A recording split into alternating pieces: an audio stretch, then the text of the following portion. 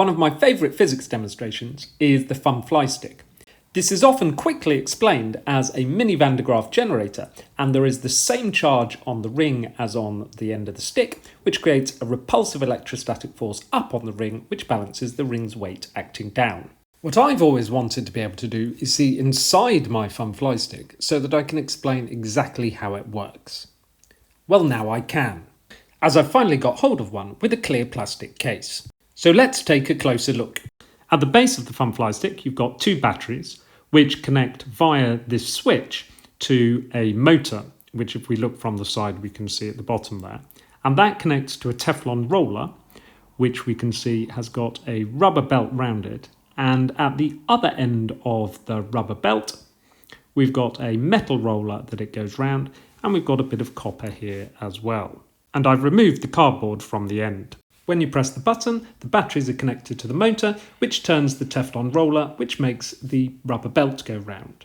But to understand how it becomes statically charged, we're going to have to pay careful attention to the Teflon roller and rubber belt, this bit of copper near the Teflon roller, and this bit of copper near the metal roller.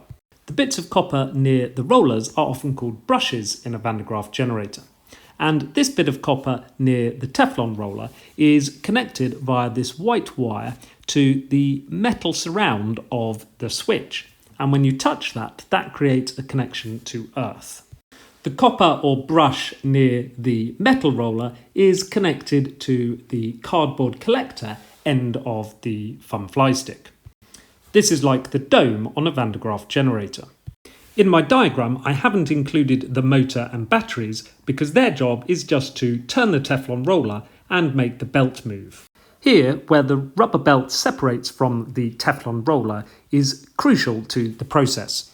Here, similar to when you charge things by rubbing, electrons transfer from the belt onto the Teflon roller, which leaves the Teflon roller negatively charged and the belt positively charged. As the belt moves round, effectively positive charge is transferred towards the top. Now, an electron from somewhere on the top of the fun fly stick moves and cancels out the positive charge at the top near the metal roller. But you probably didn't notice that simultaneously an electron from the Teflon roller moved through the copper and through the person's finger down to earth. This process keeps repeating as soon another positive charge arrives at the metal roller at the top of the fun fly stick, and an electron from somewhere else on the top of the fun fly stick will move through the copper and cancel out that positive charge. Quickly, lots of positive charge will accumulate at the top of the fun fly stick, whilst any excess negative charge is going through the copper, through the person and down to earth. So I've explained how the fun fly stick works, but how do I know that it becomes positively charged at the cardboard end? Well, I did a quick experiment, because I know that a balloon rubbed on my hair will become negatively charged, and if I charge up a second balloon by rubbing it on my hair, I can see that I get repulsive force between the negative charge on both balloons. So how about if I bring a fun fly stick, charge it, and bring it close, I can see I get an attractive force, which is telling me the charge must be the opposite to the negative charge on the balloon, which tells me the fun fly stick must be positively charged. So let's finish the video by once more watching the magic of the fun fly stick, where the like positive charges on the piece of tinsel and the fun fly stick cause it to beautifully levitate above. I hope you enjoyed my video about how the fun fly stick works.